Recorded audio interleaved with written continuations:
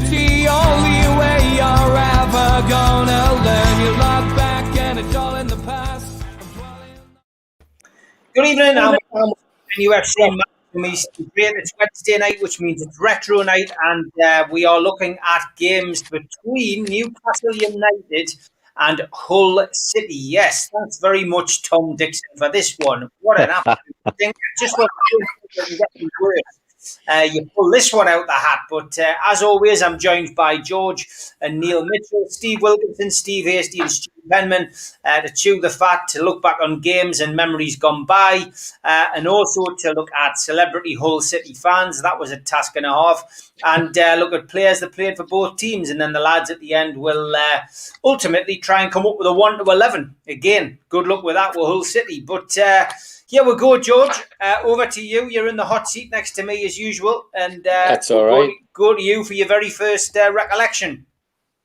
Well, there's only one game that I've actually seen Hull City and Newcastle playing, so it's really the only one I could pick, and it's the FA Cup replay on the 4th of January in 2009, and for other reasons, I'm not sorry you picked it, because it reminded us about some other things. I mean, when you think things have been really bad with Bruce, well, they have been just as bad with the manager in this game, bloody Joe Kinnear. I mean, look, Joe Kinnear, if he's responsible for nothing else, social media was a dark art for me until that period of time.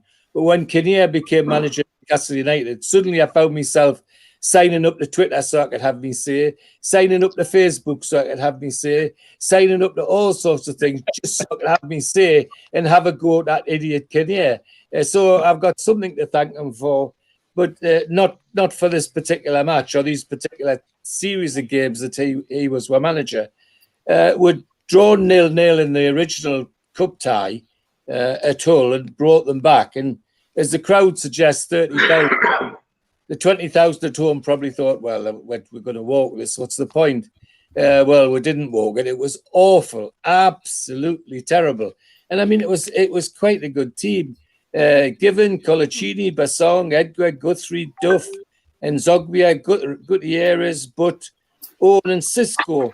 Now, I would have expected that team to wallop Hull on a normal day, but Hull just give with a run round. Absolute run round, and were treated to 90 minutes of Joe Kinnear in his black top coat in the technical area, waffling his hands about like a demented Pinocchio. It was absolutely dreadful. And as I say, I could only be honest and say, well, that is a match that I did experience against Hull. There were one or two notable, how can I say, successes. It can't be successes when we didn't win. But I remember vividly that young Edgar had a particularly good game at the back. He was very strong, good in the air, and played a lot of good balls forward. But apart from him, there was hardly anybody that I could say put a shift in. Cisco and Owen up front, well, they might as well have been a new beer. You know, Cisco and Owen could have been a bottle of beer because they weren't footballers that night. Absolutely terrible. And, of course, Hull deservedly beat were 1-0 and went on to play in the fourth round of the competition. So that's my first recollection, which isn't a particularly brilliant one. But as I say, there were some things about it, like remembering things have been as bad as they are with Bruce, because we've had Kinnear. And secondly, he did thrust me into social media, if you like. I can remember how Neil saying on Twitter, God, me dad's on Twitter. Words to that effect. But that was Joe Kinnear's fault. So that's my first memory. Okay, good stuff. Steve Wilkinson, evening, mate. Over to you for your first recollection. As Steve said at the beginning, big thank you to Tom Dixon, because I think he's just going through the games just to pick ones that are difficult. Quite often I can go back as far as the 60s, and George can usually go back further. But I don't know whether it's a record, but between 1936 and 1990, we didn't play Hull at all. So that was 53 years we didn't play them at all. So the earliest games we can go back to in our lifetime are the last 20 or so, 30 years now. So, but I'm going quite recent for both my games tonight, and they were both in the same season, and that was 2014-15. But there's quite a difference between the two games in certain ways. When we played the first game in the September 2014, Hull were coming in on a high because they had some guy called Steve Bruce as manager, who you might have heard of him, and they'd actually got the cup final the year before, and they probably should have won. Well, they were 2-0 up inside 10 minutes, and then they blew it, and the Arsenal won. But it still meant they got into the Europa League because Arsenal got through in the Champions League. So they were on a high, and they came to St James's. Now we were getting towards the time when Alan Pardue was becoming unpopular after our success in the European year 2012-13. The investment hadn't happened. Pardue was still sort of pottering around. Some of the players were leaving, like Cabaye. We just signed a great centre forward, the Joe Linton of the era, Emmanuel Riviere, who was played in this game. And so we went in the game, and as much as we had a decent first half, we couldn't score. And soon after the break, Hull took the lead. Jelic scored a fantastic scissors kick that Tim Krul had no chance of getting. And then about another 10 minutes or so, I think it was, Mo Diarmi, who was obviously somebody we signed, probably helped no cause that made a good idea to why we should sign him. He hit a cracker in from about 25 yards. So we're 2-0 down. And the crowd were getting restless. It was a game actually where there'd been a planned protest before the game with banners with Pardue outwritten on in the typical Sports Direct sort of characteristic style of logo. I don't think it had a mass impact, to be honest, but there were some people who had it, and obviously with losing 2-0 at this stage, it was starting to get a bit restless. But then on about 70 minutes,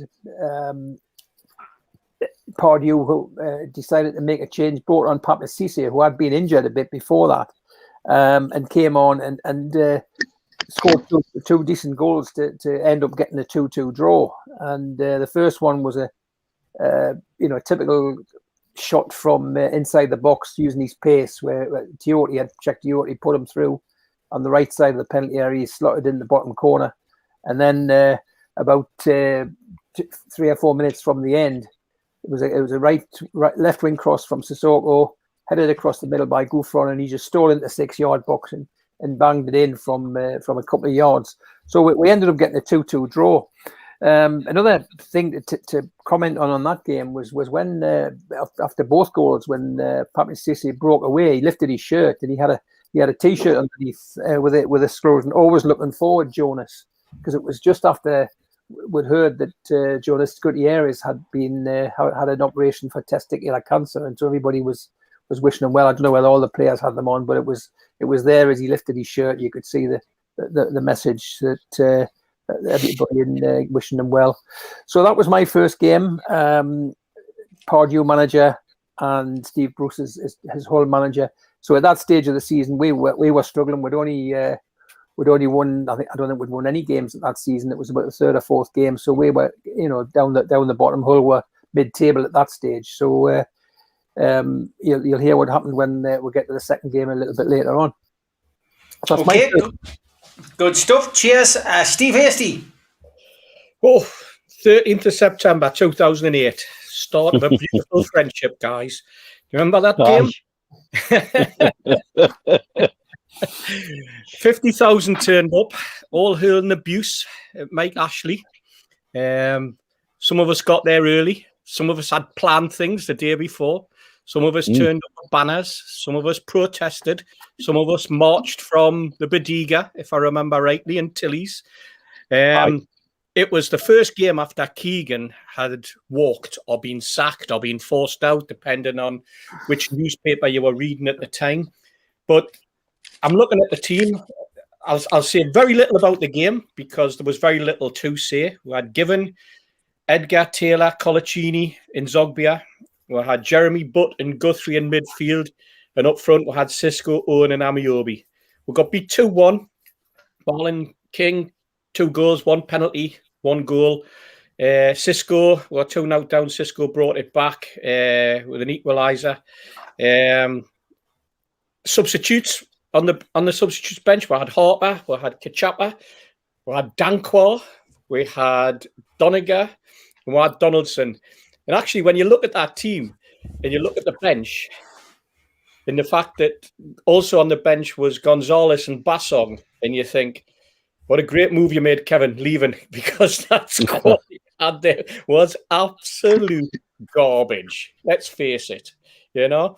And heads dropped even more after that. But the reason we're talking about it at Hull, this, as I said at the start, was the start of a beautiful friendship, because it was that game that sealed the start of NUSC, Newcastle United Supporters Club. The call went out after that game. I turned up at that game with a banner that said "Wanted for crimes against Newcastle United." I turned up early. The plan was that I was going to just wave it in front of TV cameras if they were there, in front of a march if there was one, and then we're going to take it to Strawberry and we're going to hang it on the wall at the back of the Strawberry. And then I was going to have a few beers and decide whether I was going to match or not. More than likely not going in. Anyway, I got there early and I stood at the just along from where the food bank is now. There was nobody there. Crowds were starting to build up, but all of a sudden the press wagons appeared. A certain Sky journalist came over to me and he went, "You cannot stand there." I went, "What?" He goes, "You cannot stand there. F off." And I went, "Are you winding me up?" And he went, "No." He goes, "This is our pitch." I goes, "Well, I'm standing here because I'm meeting someone from the BBC." I goes, "So you can F off as well." And he's gone, "I'm not having it. You're not standing here." And he was all over the place. It was a certain guy called David Craig. Who you will remember him. So he was pottering around. He was running around in his suit like he owned Strawberry Place. And gradually, as people turned up, he thought there was something going to happen. There was loads of press guys there that started to antagonise the crowd. They started to try and whip up something. And I did a little piece to Radio Newcastle. I did a little piece to Radio 5 Live, believe it or not. Can't remember the name of the girl who was doing the link, but anyway, we did this little piece. First time I'd ever done anything like that. I'd done Newcastle Radio a few times because I was on the fans panel that we used to meet on a Wednesday. So there I am standing there, done all these interviews, and then as the crowd turns up, I unrose this banner. At which point, David Craig comes running over to us like I'm his best mate. "Oh, hiya, mate. Any chance you can just move along with the banner? We'll get some shots." And I went, "You just told us to F off before." I gone, "So you can F off again." I gone, this. I says, "I want nothing to do with you." And he did everything he could. And he goes, "Well, where are you going to?" I says, "Look, this is the lads are going to do this." And by this point, I'd got like some of the younger lads that were there were saying, "Can we hold a banner? Can we do this?" And I said, "Yeah, of course you can." And he says, what's going to happen once this is finished?" I guess, "We're going to hang it on the Strawberry fence on there." So it was all over. And you know what happened? I took it to the Strawberry and I was told, the police said you cannot hang it there because there's going to be loads of bother if you do. And basically, someone from Sky had rang up and told them that I was going to hang it there and was going to cause trouble because they didn't want it there. They wanted it at the other end where the camera crew were. But by this point, I was furious. So I took it to the young'uns and I said, "There you go. Against whatever happens for the rest of the day, that's yours. You just do that banner, we saw on Sunday and Monday, it was in every newspaper. It went worldwide. We even knew that it was in Chinese newspapers. The impact that and the rest of the banners and the way that the crowd conducted itself on that particular day, it just went worldwide. And that was because it was Kevin Keegan who had got a sack. Later on that week, I think it was the Thursday, there was a meeting called by True Faith and by the Mag, Michael Martin and Mark Jensen, and we turned up at the Irish Centre, and it was also the first time really I'd got to know Bill Corcoran. Steve, you were there. Neil, you turned up, and the following week. We all, were told what was going on. Supermac stood up, I think, and said a few words. Malcolm Dix from the old Magpie group, he got up, and I forget who else. Or Colin Whittle who had been involved in the Save Our Seats with Keith Patterson. He got up and basically were trying to get enough people together who could do something to protest and turn this protest into something bigger. And those who were interested around the room put their names forward and telephone numbers or email addresses. And the following week, we got emails and said, if you turn up again at the same place, we'll see whether we can make this into something. And that was the start of the Newcastle United Supporters Club. It was the start of what eventually became Newcastle United Supporters Trust about a year and a half later, under the leadership of under the desire of Colin Whittle, something that Colin had always wanted or felt as though Newcastle should have had since the Save Our Seats campaign. It was also the first time that I was told to avoid Steve Wraith like the plague, because Steve Wraith was a divisive character. Avoid him like the plague. Don't have anything to do with him. I think you were told the same, Neil, and I think everybody else in the room. Yes, it was. I was told the same. You were. But it just goes to show, the go back is there. And even when you're trying to organise something collectively, there's always people who have an agenda or who want to. And we get accused. I mean, there's accusations flying around Twitter all the time. That particular meeting was also the first time we met Keith Patterson, who is now involved with the NCSL. And has obviously been on the Three Amigos with us a couple of times in the last few weeks. But it was the start of something. It was the start of fans. For the first time, obviously the Save Our Seats campaign had been, lads being moved from a particular part of the ground for redevelopment, and then would previously had it. And Steve, you were involved in that, and you were involved in some of the other things that went on. Steve Wilkinson, you were involved in fan protests and get-togethers. So we're all steeped in it. We've all come across it. But I think this was the first time that I suddenly realised that within a month how divisive Newcastle fans can be. And you might remember this, Neil, but Keith organised some flyers after that game. And we decided we'd dish these flyers out around the town. And we actually had Newcastle fans snitching on other Newcastle fans who were giving out leaflets on Strawberry Place and around the Gallagher and put them in pubs when they didn't have a licence. Well, Peter Whitfield nearly got arrested, didn't he? Peter Whitfield nearly got arrested because of it, because people came over and took him to one. The police took him to one side and wanted. It had been reported, and they wanted to see his license because some Newcastle fan thought it was a good idea to go over to a policeman standing on the street corner and say, "I suggest you find out whether that kid's got a license to dish out leaflets."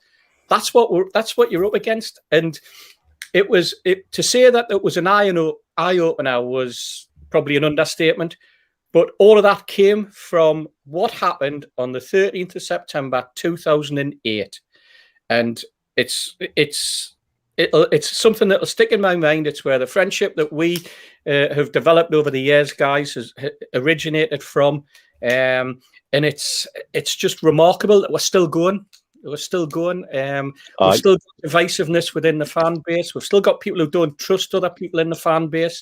We've still got lads in NUST who are working their socks off to do something, who are being pinned by other fans. And it just shows you what can happen and what does happen. And no matter what you do, that phrase that you use, Steve, stick your head above the parapet. When you do, you're going to get it shot down. It's all Kevin's fault, isn't it? And the phrase I use a lot as well, herding cats. Yes, it is herding cats. Yeah, but that was all because of a game or because of an incident before a game against Hull City.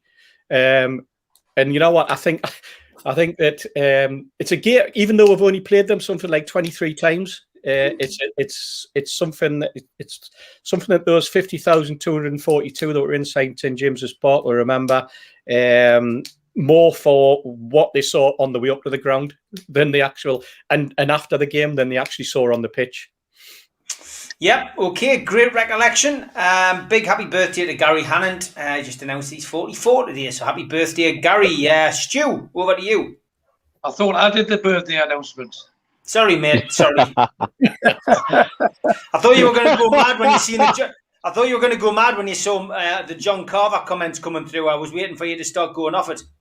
No, I'll keep that up. I'll find my own counsel. But at least we all know when the hasty rant was invented or when it was born, and that was with Sky Sports. So we can blame them for that.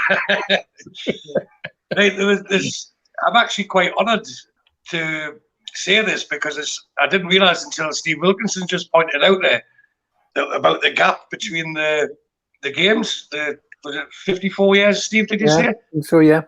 So 1990 was the first time we played them in that time, and that's the game I'm talking about. So being the youngest, I'm talking about the oldest game. No, you're not. Right, that season, the 89-90 season, just to share that with you. The 89-90 season was, I was on 15 and turned 16 by the end of the season. I went to every single home game, which included the two, I'm sure you all recall, the full members cup games when there was less than 7,000 in the crowd. Yep. One was against Derby, and I've got it written down somewhere. The other one, I actually didn't write it down, but I know one was against Oldham. That's it, Oldham, Derby and Oldham. Less than 7,000. And it's this, I think it's the same season I mentioned last week when we went for Heed's birthday and we had to pay to get in because we had a canny knockoff for a little system of how to get in for free in the Gallagher. And that was where you get one person, or half price anyway. One person would go in the turnstiles and you pay the money, and when it clicks 2 years, jump through. But the other one was to cause a surge at the turnstiles and then run and climb, jump, climb up the wall, and monkey and climb over. And so if you caused a good enough diversion, the police would run to where the diversion was, you'd argue, and you can get over the wall. So for this game, this was the option that we took. Unfortunately, the diverters weren't good at diverting that day. And just as I was dropping into the correct side of St. James's Park, there's a couple of the constabulary decided that it's not right for me to gain entrance that way. So off it come, it was like Benny Hill chasing up and down the stairs, hitting the bogs amongst all the gadgets and that and sneaking through. But I actually got outfoxed by the local constabulary, where one was in looking for us. I managed to sneak past him, took me jacket off and put it around my waist so I had a different colour top on, only for one to be waiting at the entrance and decided that I wasn't going to get to see the game, which was really disappointing.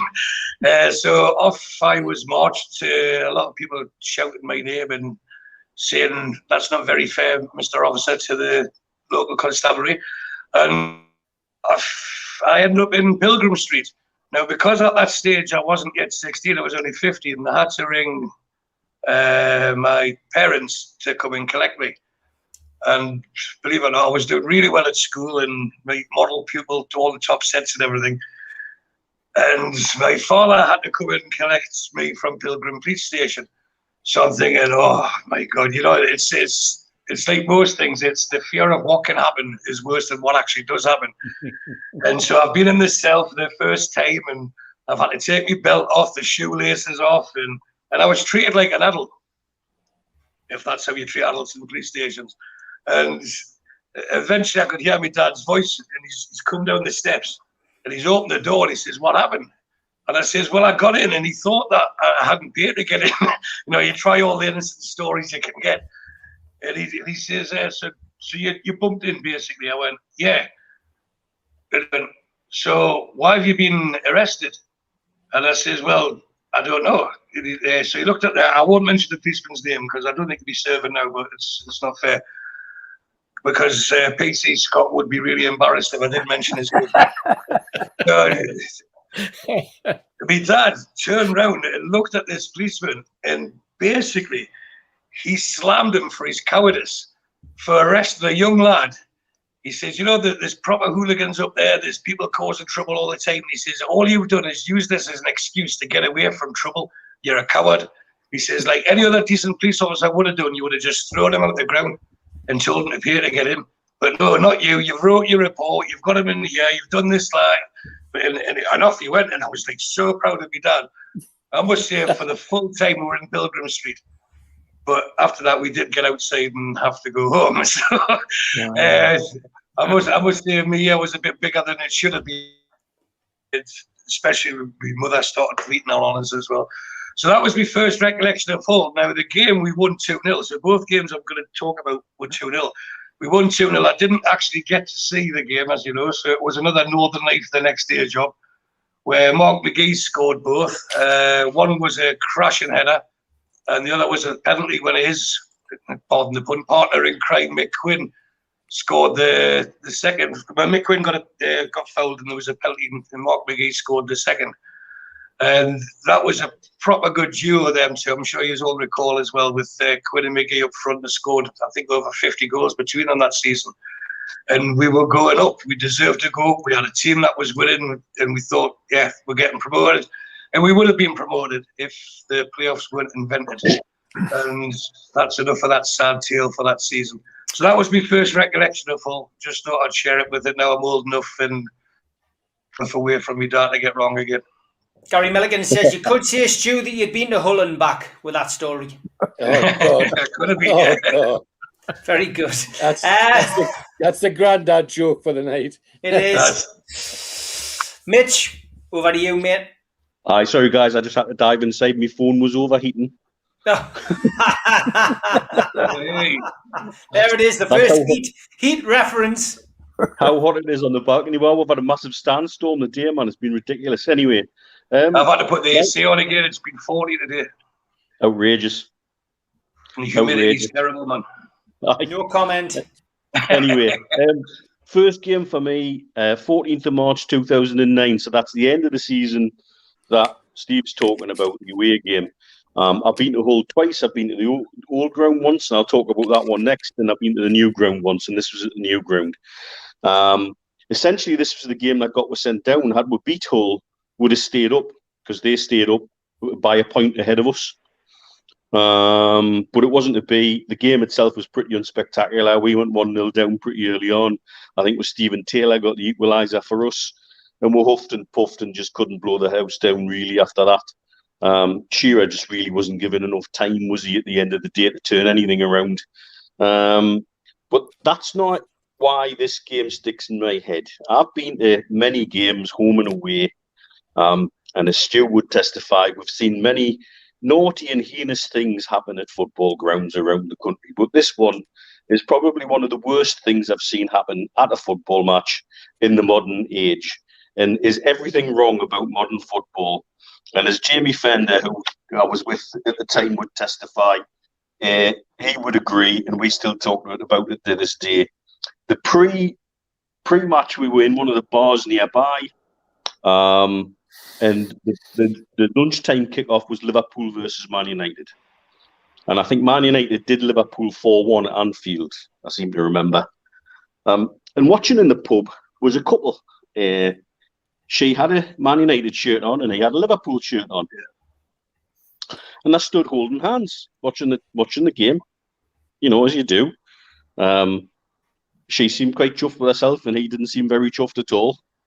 But the game's wrapping up and she puts her handbag on the table and suddenly she starts taking her shirt off, which of course you take notice of in a pub when a lady starts taking her shirt off. And then he starts taking his shirt off. And we stood aghast whilst they folded their shirts very neatly and put them in the bag. And they both had Hull shirts on underneath their Liverpool and Man United shirts. What the fuck is that all about, guys? Yeah, the look on your face, Mr. Hasty, was exactly the look on mine and Mr. Fender's face. And that's exactly how we stood for about half an hour as they walked out of the pub to make their way to the ground. We've never seen anything like it before or since. We don't understand what was going on there. It wasn't as if Hull were like a little team in the Championship or below. They were a Premier League team. So there they are supporting a Premier League team before they go to see their home team go and play in the Premier League. How does that work? How does that kind of fandom work in any way, shape or form? How does that work? And we've genuinely, to this day, we still talk about it every now and again. Do you remember that day in Hull, that couple with their shirts? And it's like, this is everything wrong about the game. Now, I did a little bit of research, and apparently, you know how like there's Mackhams in Ashington and there's Geordies in Nottingham and people move with the pits. Apparently, there's a lot of Liverpool and Man United fans in the Hull area because they moved across the country with the Docks. So I'm guessing it's tied in with that. There's some sort of family tie. But still, surely, you pick a team, don't you? Pick your team. Don't hedge your bets. And so that's why that game in particular my one and only trip to Hull's new ground sticks in my memory. The new breed, though. There must be the new breed. I mean, you know, this is where fans are heading, isn't it? You know, we saw. I mean, there was actually a little piece in the paper during the week, wasn't there, about very similar over in China, where the girl was. I think she said that she was a Tottenham fan, but she was thinking about becoming a Chelsea fan next week, depending on how Tottenham did in the cup. So, hey, it's nothing new now. She would tell you out here, we see the fickleness of football supporters quite easily in this region. I mean, I've even seen some nutcase with a half and half Real Madrid Barcelona shirt on in Barasti. You know, it's like, you really aren't getting this, are you? You just don't understand it. But that just takes the cake. I mean, just how can you support a team at the early kickoff and take a shirt off and you've got your whole shirt on underneath? Absolutely mental. Absolutely mental. Big shout out to our sponsors, monthly sponsors, Spider VPN being with us for the last 3 months. For all your internet security issues, give Spider VPN a shout. Also a big shout out to Arcot Interiors, who have joined us this week and this month. Give them a ring on 0191 265 8663. Email them inquiries@arcot.org.uk or visit the website and have a look at their wonderful kitchens, www.arcotinteriors.com. Also, a big shout out to John at qtechshop.co.uk. Makes a pool tables and snooker tables in Wallsend in Newcastle. And also a big shout out to John from Jab Signature, who makes all of our flyers. If you're a first-time visitor to the channel, please subscribe. Another couple of hundred new subscribers over the last 24 hours. Just roll over that Newcastle Legends logo in the bottom right-hand corner, click subscribe, and that's it. Hit the thumbs up to like the video and click share to share it to your social media, and join the chat and interact with fellow Newcastle fans down below. If you've got a chance to visit the website, it's NUFCmatters.com. Plenty of great t-shirts and memorabilia and stuff on there, all courtesy of QTech, and plenty of t-shirts as well, including the infamous Cult t-shirt, which seems to have done very well. Get your car stickers as well. All kinds of stuff on there, NUFCmatters.com. And don't forget, the Mystic Mag Staying Up t-shirt is available for the food bank on my Twitter account, and it is currently at £300. £300 for the one-off Mystic Mag t-shirt. Wonderful donation again. And I'll be very surprised if that gets topped. But yeah, £300 that is now. We will be finishing that off on Friday. Steve, did Keith predict what the final amount bid would be? No, but he'd probably be right. He's on a good. He is on a roll there at the minute. He's on a good roll. Yeah. Okay, George, we're back to you, mate, for your second recollection. Well, second recollection isn't about an actual match. It's about me mixing my professional life with football life. Got a feedback. I can hear some feedback. I'm trying to work out who it is. Can you all go on mute, guys, while George is on? There's some bad feedback. I'm not sure who it is. Thanks. Okay, go ahead, mate. Okay. At this particular time at university, we had a good connection with a shipyard at Hull called Richard Dunstan's in a little village called Hessel. We're in Hessel now, just below the Humber Bridge. And they used to build ships, mostly trawlers, up to about 3,000 tons, and launch them sideways into the river, into the local canal.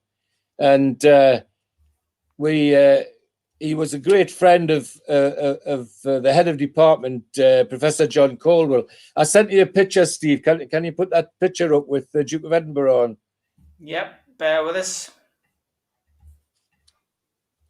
Right, that's the guy on the right of the picture, opposite the Duke of Edinburgh, is Professor John Caldwell, my old boss, and he had great relationships with the owners of the Kimballs, the owners of the Hessel shipyard. And if ever they were in trouble, they used to ring John and say, can you come down and give us a hand? Well, they built a freezer trawler, a big trawler for a fish company in Aberdeen. And had they got it right, they were promised there may be about half a dozen more in the pipeline, which meant that was Richard Dunstan's work for the next 3 years, full steam. You know, they'd not have to look for any other work. The trouble is, when this trawler was out on trial, it was making all sorts of funny noises. There was vibration in the engine room, and they couldn't understand what it was. So they'd rung, Kimball had rung John Colwell and said, can some of your lads come down? So John decided he would go so he could see Kimball, and he got my other friend, Ted Glover, who was the best propeller designer in the world and still is at 96. John Colwell, incidentally, is 96 this week. And we all went down in John's car to Hessel to have a look at this trawler. Ted Glover was the propeller expert, and we'd only been there about half an hour, and Ted was into his boiler suit, and I said, "What's happening?" Because we're set to go out on the trawler out to sea for 2 or 3 days if necessary. But after half an hour, Ted said, "We're not going out. We don't need to go out. I know what's wrong already." And he hadn't even seen the back end of the trawler. So I seen him lying on his belly looking into the water at the canal where the boat was tied up. And he came back and he said to the owners, "Get them to trim the bow of the trawler down, and so I can see the propeller come out of the water." And that's exactly what happened. And sure enough, when they trimmed the propeller, the trawler down by the bow, the propeller came out of the water, and there stuck on one of the blades was a ruddy big oil can, and that had been wishing round on the propeller as it was out at sea, and that's what had been causing all the unbalance and making all the funny noises and all the rest of it. So a week's work, which we were going to get paid for, suddenly disappeared in about half an hour. So after that was done, all thought Ted Glover was a hero, the maestro, and he was. Then they gave us lunch in the boss's office, in the offices at Hessel. Now I noticed when I was in the boss's office through the window that on the top of the hill I could see the top of a pylon. So I happened to say to one of the girls, I said, "Is that the football ground?" She said, "Yes, that's Old City." And of course it was the old Boothferry Park ground.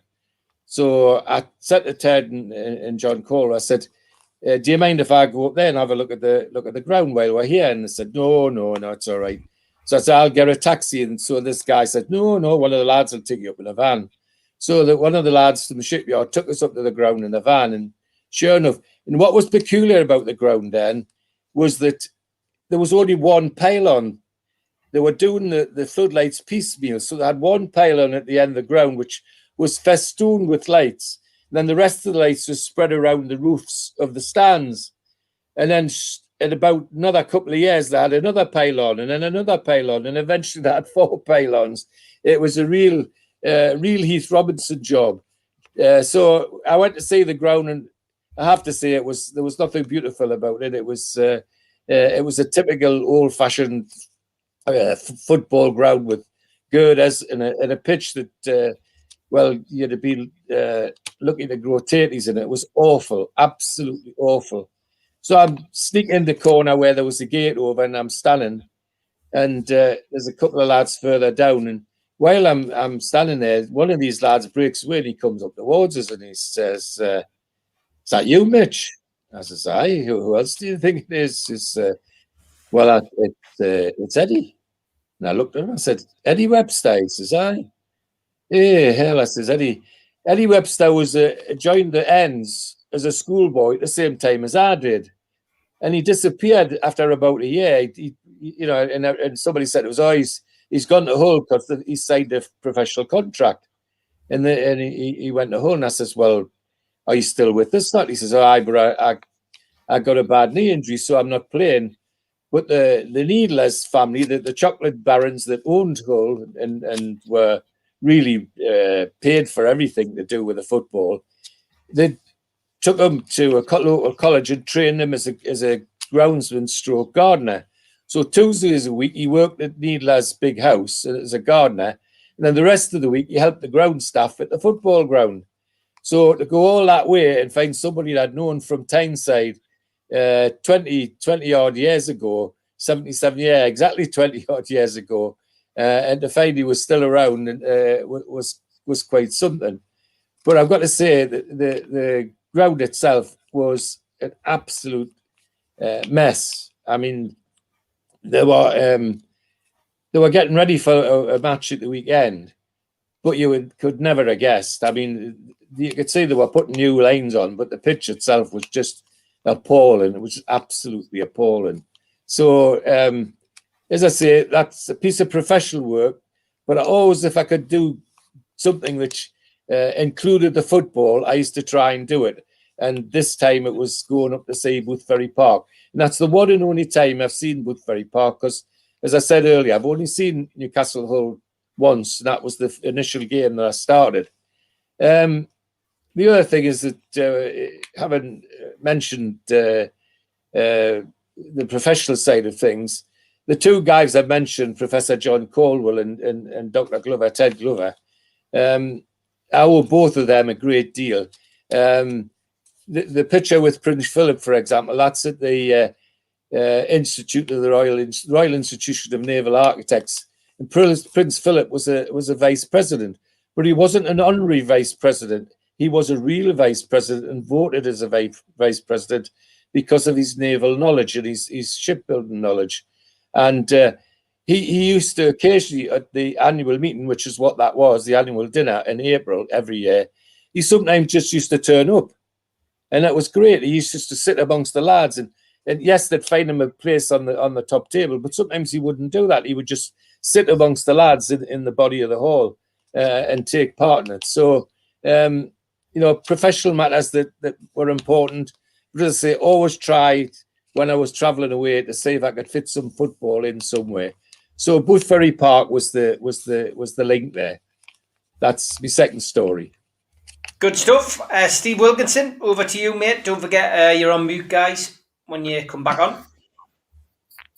Yeah, well, as I said earlier on, my second game was the other one in that season, 2014-15, and it was only the second time I'd ever been to Hull. I'd been there in 2009 to do a charity parasale that I did down the Humber for raising money for Sir Bobby Robson's foundation, and that was a nice day. But this day was I came down on a NUST trip, which I mentioned. I talked about going on one of the first NUST trips, and I think this is probably the last one I've been on. I think they put a couple of buses down, and we went down to Hull. And I think Tom Dixon just put it on 4 as a hell of a ground to get to. And we were running a bit late, and we got stuck in the big traffic jam. And then they take you around the back of the big car park, and we had to come off the bus and go straight into the ground. And it was about 20 to 3. Choking for a drink. We'd hope to ideally get down early enough to get a drink somewhere around the ground, but no chance of that. And obviously going in where I do into the wheelchair park, you couldn't bring a drink into the ground, and I couldn't get out to the parts, so couldn't get a drink before the game. So we're sitting right at the front, decent view. Obviously got that corner at the whichever end it is. I don't know what the names of the ends are, but anyway, Newcastle were kicking that way in the first half. Bit of change of the setup by that time, as Pardue had left and gone off to Palace, and John Carver had taken over. I think he'd had about 3 games up till then, hadn't got a result yet. I think we might have drawn one. But this turned out to be his first victory, and it was a convincing one in the end. Although the first half was a bit ding dong each way. Again, Steve Bruce, as you shown there, was still charge of Hull. All 3 goals were good goals for Newcastle. First one by Remy Cabella, who had come in, would made some changes to the side since that first game. Cabella was in, Vernonita was in, Sammy Amiobi was playing, and it was so we took the lead just before half time, and then right on the stroke of half time, it just about kicked off because Hull put a cross in from the right wing, and El Mahadimi went up and he done the hand of God goal, and they all celebrated and dashed back the halfway line, and it was it. And we were at the far end of the ground. It looked like handball, but initially it looked like the referee was going to give it, and it started to kick off a bit, and the players were all protesting. So it was one of those where you looked as though you were going to need VAR, but it hadn't been invented at that time. But fortunately, somebody, I don't know what the linesman had seen it, and it was chalked off. So we went in 1-0 up. And then in the second half, fantastic goal off Sammy Amiobi. Picked the ball up, only about 10 yards into the whole half, and it was almost right in line with where we were. And it was switched on his left foot and let rip from about 25 yards, and it rocketed into the far side of the net. The keeper had no chance, and so that was 2-0. And then about 10 minutes from the end, Gouffran picked it up, jink and run to the middle, and a shot which took a wicked deflection, but who cares? And it went in, and we won 3-0. So that was a good win, and getting Carver off to hopefully what was looking like a promising start, but it didn't quite work out. But we had the last laugh because we ended up finishing about 15th, which was probably round about where we're going to finish this season. But under Steve Bruce, Hull finished third bottom and went down to the championship, although they did bounce back at the first time. So that was my second story back in 2015. Good stuff. Steve Hasty. I'm following on from what Steve said in his first game for my second choice. Not because of the game, but because of the protests and because of the fact that I think it was the Sack Pardue campaign that had gone out. And Steve's already mentioned it. In that particular game, we had Ben Offa, as you heard, sitting on the bench for Hull because we'd lent them, and then they hadn't put a clause in. We had the previous time they'd played, Pardue had headbutted the Hull City player. We had, as he said, Gutierrez was back in Argentina, and we'd only just found this out because he had been diagnosed with testicular cancer, and we all know how, thankfully that he came through that, but we all know what happened subsequently with the arguments and the fact that they were going to get rid of him, and they were happy to send him off when he recovered to Norwich and things like that. We played shocking against Southampton the previous week. We got turned over 4-0. Carver had confronted the fans. Woodman had an absolute meltdown on Twitter. Pardue called us an annoyance and that we were causing mass hysteria. So all of that was there in place before we even turned up at the game. That was on the back of what went on. But I thought rather than mention the game itself, because obviously Steve's already discussed it, I thought I'd just read this out. This was on the BBC website that summed up the game, and it said, Newcastle manager Alan Pardue. And it just so rings true about this season. It's like, we've had some big chances, and then we make one mistake, and I got punished, and an unbelievable goal out of nothing puts us in a big hole. But we had tremendous resolve. The players have had to play under enormous pressure. And I'm very proud of them. I thought that's what professional footballers did every week, played under pressure. But hey, I have to say, this is the bit that got us. I have to say that 80% of the crowd were terrific. Remember, of course, that 100% of the crowd paid his wages, but never mind. They took the view that let's see what's happened. We have some fans who are a little bit more radical than that, and they wanted to make their presence felt, and you have to accept that as a manager. Managers always have to accept things, don't they? Then we had the away match, the opposition manager, who had Steve Bruce, who said, it feels like a loss, unfortunately. We've made mistakes and got punished. We've scored 2 wonderful goals, which would have graced any arena, apart from the mistakes that we made late on. We looked a very, very good team. Individual errors are something that we can never determine what it is. Is it complacency? Is it tiredness? A mistake is a mistake, and we've got to be punished. We got punished, sorry. And I just thought, you know what? 7 years on, we hear the same stories, the same cliches. Managers that, do the League Managers Association just have a list of things for managers to say at the end of games when they have these ridiculous press conferences where they're wheeled out in front straight after the match and come out with absolute gobbledygook? Because that's basically what it is. And it's, as I say, none of them have learned anything. They come out with the same cliches time and time again. And there we were, 2014, hearing stuff that I've told you what was said by Steve Bruce and what was said by Alan Pardue, but quite frankly, you could have turned both of them on its head. You could have changed the names and I could have read them out and you would have believed it anyway. So it's just, for me, this is what we as football fans have had to put up with. And I was on a Zoom conference call kind of presentation earlier, where they were talking about football. They were talking about not just the governance of football, but where football was heading. and it was supposed to be an intellectual conversation, and one guy from Spain, the guy from the Football Supporters Association, they had John Bonds on, and they had Louis Sahar, and believe it or not, they still managed to get round to talking about Newcastle United and about the fans and about our expectations. And you know what? We're never going to live this down. We're never, ever going to win that argument that we expect too much. And for to hear four blokes coming out with the stuff that they did in terms of what our expectations are and how football fans are, when it comes to governance of the game, you know what? We need to govern these people. And these people who come out with a claptrap need to be governed with a great big gag across their mouths to stop them coming out with a claptrap that they do. Whether they're managers, administrators, ex-footballers, you name it. Just stop them from talking about football. Leave it to the fans. Leave the talking to the fans. Yeah, I think it's funny what Dave Harrison said. He says, is this Steve Bruce from a few weeks ago? That's right what you said. That's right what you said. Yeah. Good stuff. All right, Stu, over to you, pal. Right, one thing, quick question to Mitch. Just, are you back on the cigars? Or is that your coffee? Or is your phone smoking or what? You're on mute. I'm on mute. No. When I'm using this inside, like a little incense thing, it masks the smell. Don't get wrong then, you see. Okay. Right.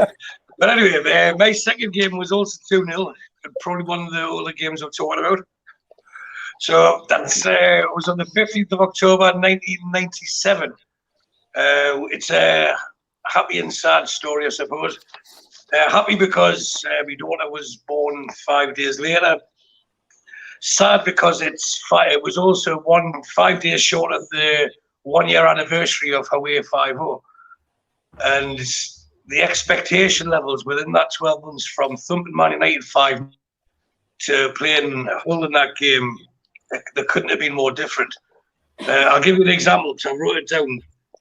If you take out Ginola and Ferdinand and was sold, Shearer was injured, and replaced them with like the Des Hamptons, John Dole Thomason, then the Dad's Army of Ian Rush, Pierce and John Bonds. That was the difference in 12 months of supporting Newcastle at that time. Yes, we'd beat Barcelona just 1 month earlier, which was probably one of the greatest nights of all our footballing lives, supporting Newcastle. But it made it. It just shows you from what we could have been and then what we knew we were all going to become. It was the season where it was all starting to spiral downhill. Now, to be fair to Ian Rush, he could have had a hat-trick this game. Although we won so really. He did get the second one. He was also born on the 20th of October. He was 5 days short of his 36th in that game. And like I said, he could have had a hat-trick. He scored with his third or fourth chance. But his quality was still there. For those who can recall his goal, it was a little dinked effort after a through ball by John Bonds.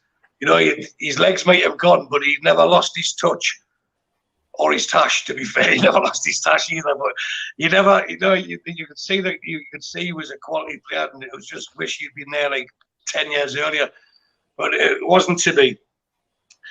Des Hampton also scored that game on his debut for us. And it's probably the highlight, if he's not so illustrious, a career from a Newcastle fan's point of view. You know, he scored on his debut. He actually did play in the return leg at the Nou Camp when we got beat 1-0 in the rain. Well, both games were in the rain, but the first game in the rain, he played there. So I suppose that was the highlight for him. But for us, it was scoring the first goal against Hull. Now, when I mentioned my daughter being born before, I've got a friend that's... Oh, is he frozen? Hello. Who, me? You froze. Was that just a long dramatic pause? I don't know. I'm moving. Can you see us? You went into a period of silence there. That's why we all reacted. Carry on, mate. Well, that's good. We only do that when I'm asleep. So anyway, Ginger Tim, big, massive Hull fan. He's been all four corners of England following them against stadiums that we haven't even been to. You know, in the lower leagues. And he became one of my daughter's godfathers. he travelled up from Liverpool, where I met him at university, and like I say, huge Hull fan, but I got him tickets for the Newcastle end sitting next to us. And you know, you try to look after them, and now you become a bit aghast when the Hull fans, who are quite vociferous in their chanting. You know, it was a big game for them in the Premier League at that stage, and it was a big game to we were a big team at that time. And then for some probably alcoholic related reason, I decided to stand up and remonstrate, or actually ask the Hull fans rather loudly to please sit down and go back to where you come from and to your fatherless homes and stuff like that. So I got to cheer a few pats for rounders, but this lad's travelled from Liverpool to stay in my house. And he's like, but you've really upset me. I was like, no, it's just joking. Anyway, so Ginger too, I did make it up by making him the godfather of my daughter. But the thing that stood out for us in that game was how it wasn't a big game for Newcastle. It wasn't a full crowd. We qualified. We got buys because we were in Europe into that round comfortably. We went through the next round as well. You know, there was a not good opportunity to get to Wembley. In typical Newcastle, we just imploded. And it's sad. That's like they say, it was a happy and sad thing. But again, when you start reeling the teams off from just not even 12 months earlier, from the away 5-0 against Man United, away 5-0 obviously, to away at home to Man United, to struggling to beat Hull with Ian Rush pulling John Barnes pulling the strings and Ian Rush finishing, it's just what we've become, or what we had become. We knew what was coming, and then the Mike Ashley era kicks in from there, doesn't it? Yeah, it does. Mitch, over to you. Your final recollection. Briefly, 30th of September 1989. It was a 3-1 away win. It was also Gary Kelly's last performance for her. Things I remember about my one and only trip to Boothferry Park. One was an absolute screamer from John Anderson from about 25 yards that got were level at 1-1 just before half time, then turned the game around the second half. We demolished them, ended up winning 3-1. I think Gary Brazil and Mark McGee got the other two goals. And the two things I remember from the two other things I remember from the day, one is how far away Hull seems. That Boothferry was a really horrible ground to get to. You know, you turn left off the A1, and you're like, hold on a minute, are we going to the Faroe Islands here? You just seem like it's Holland, I know it's mental. It's just you think it's North Yorkshire. It should be a quick trip, and it just isn't. It doesn't feel like that at all. And then the other one is, it's the first time I've been in a crowd singing, and now you're going to believe us, we're going to win the league. Because it was something like our 5th or 6th game, and I think we'd won 5 out of 6. I think that was our 5th out of 6 wins. And I remember coming to singing that all the way home with the lads, because we just thought we were unstoppable. And obviously we ended up in the playoffs, and we all know what happened there. So we don't talk about that. But that was my one trip to my other trip to Hull, and it was memorable for particularly John Anderson's goal. If you look it up on YouTube, just unreal. You'd never think that was John Anderson. You'd think it was Zico. Yeah, fantastic. Yeah, some great stuff on YouTube from back in the old days. Okay, here we'll go for the selection of celebrity fans. We'll do that first because there was very few fans linked with Hull City. In fact, during my research last night, I found one, saved one, uploaded them, and then couldn't find them again. So now I don't even know who it is. I've got a feeling I know who it is. But I'm still going to put it up. Okay, so here's the first one. Oh, come on. Is that Mark Herman? I don't have that on my screen. There, got it now. It's obviously because there's about a 10-second delay between us and you, Stu. I've picked this up in recent weeks. Maybe it's not even 10, maybe 7 or 8 seconds, and this is why you're not getting it. So I'll leave it on. What I'll do in future weeks is I'll leave it on a little bit longer. Yeah, as it happens, Steve, the next ones come on. I see them straight away. It's always the first one, but Bahrain's the backwater of the Gulf. That's still the first one, Stu. Right. Still don't know who it is. Yeah, but what did you say, Mitch? Mark Herman, is it the guy Correct. who directed the boy in the striped pajamas? Correct. Yeah. That's who it is. All right. Wow. Omar Sharif. Omar Oh, Sharif. Sharif. Lawrence of Arabia, wasn't he? Leave that on. Sunita. Yeah. That's Sunita. I can see that. Sunita in the away strip. Not very much. John Oh, Prescott. John John Prescott. Prescott. John That was Press. class, that. It's when he got egged, wasn't it? 2 jags, or is that 2 jabs? Aye, that's it. Joe Jobs. Looks like Chrissy Wadley just hit that. She's the girl that does the housing thing, Sarah Beanie. There you Yeah. go. Sarah Beanie, it is, yeah. She also does 4 Rooms, which I met her on.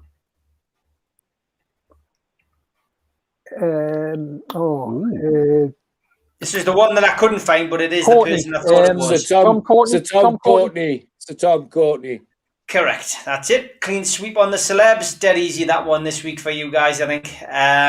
Okay, players and managers, coaches who played for both teams or coached both teams. Here we go. Billy Whitehurst. Billy Whitehurst. Whitehurst. Big Billy.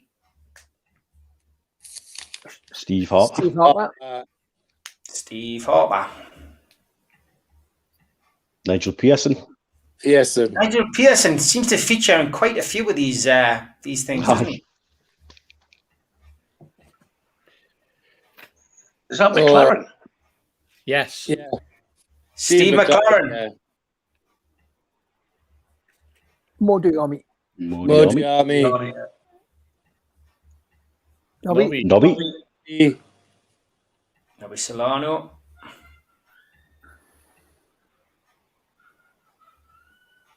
Is it Michael Bridges? Michael Michael Bridges. Bridges. Ah, yes, it is. Isaac. Isaac Hayden. Isaac Hayden. You love the sponsor there for Bingo. Lad. Oh, Ian Dowie. Ian Dowie. In Dowie.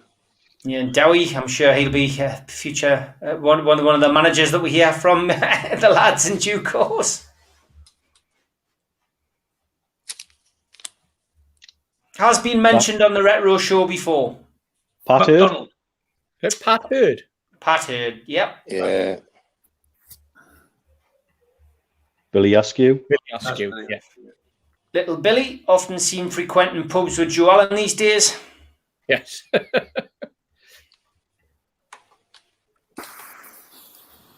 Ooh.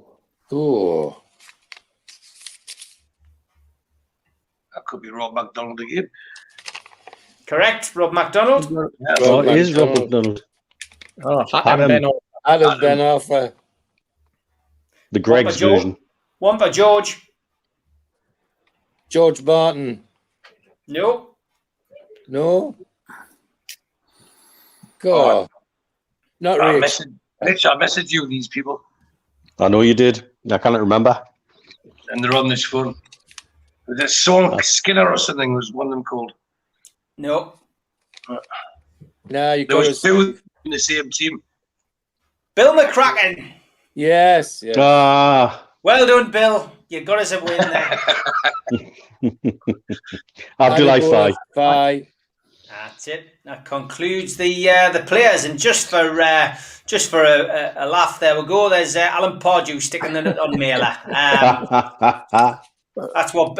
There's the build up.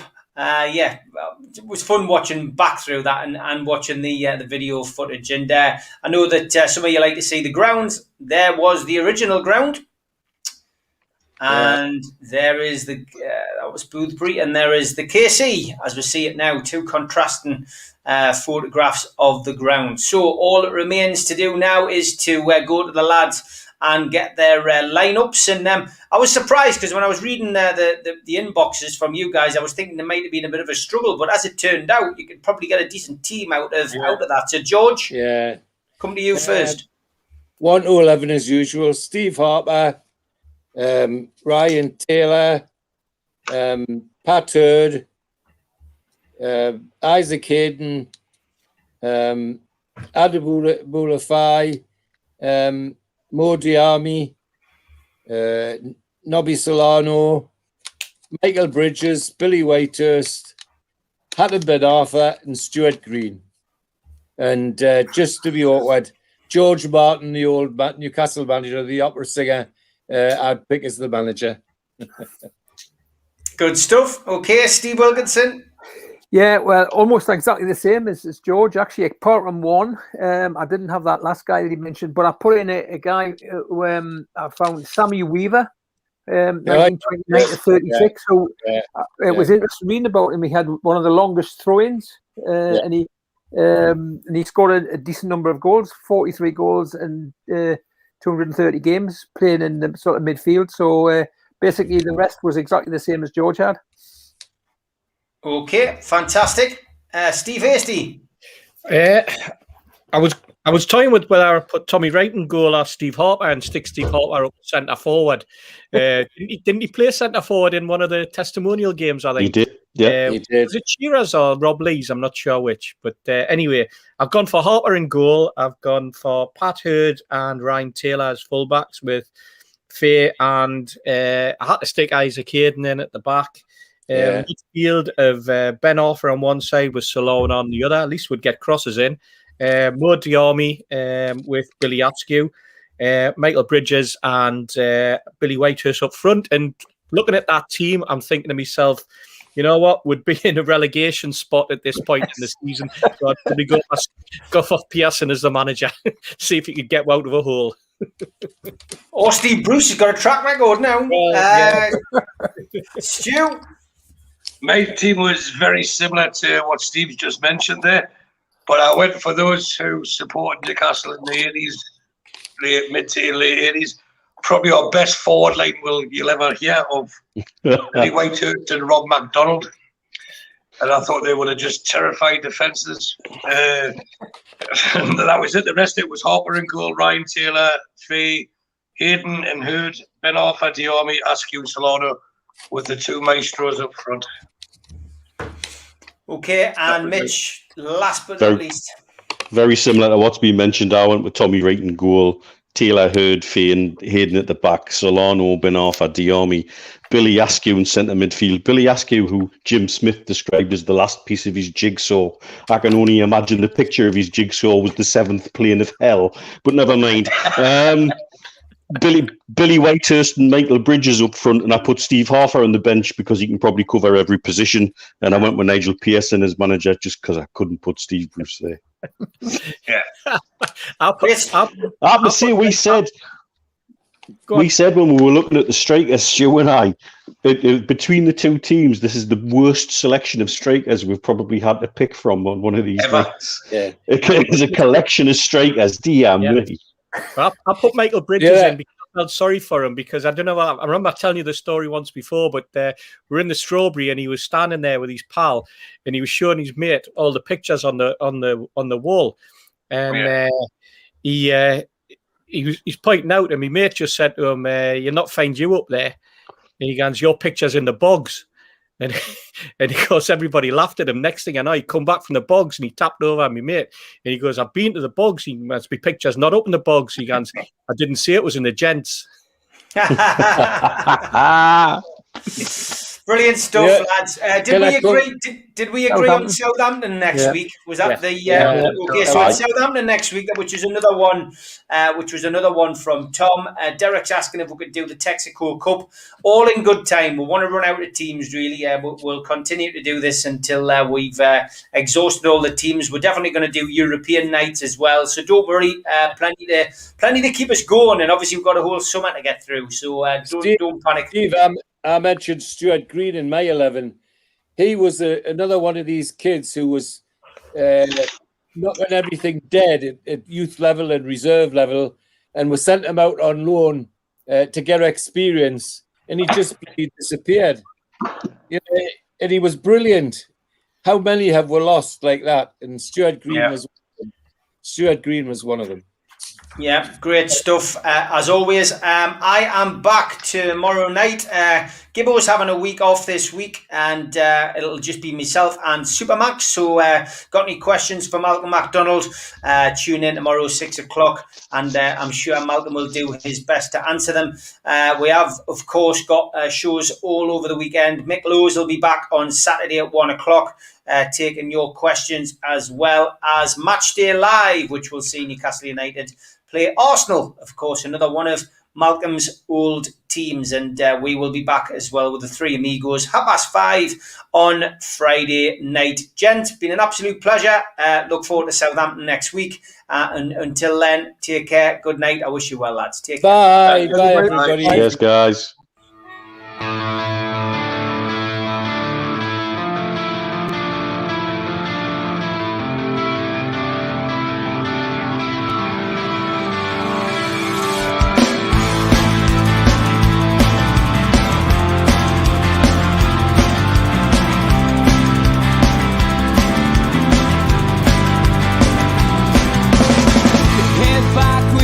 Attack. It feels like I've been talking to myself again, but it's the only way you're ever gonna